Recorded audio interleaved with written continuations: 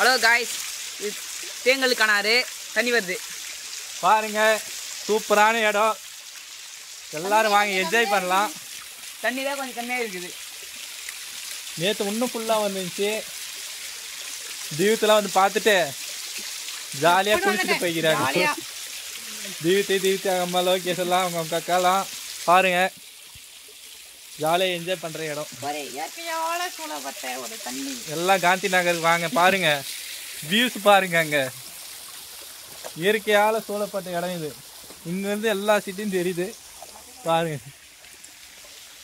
ஆனால் கொஞ்சம் டேஞ்சரான இடம். கரடி எப்போ வேணாலும் வரலாம். நாங்கள் உயிரை படையே வச்சு ஏறி வந்துருக்குங்க பாருங்க.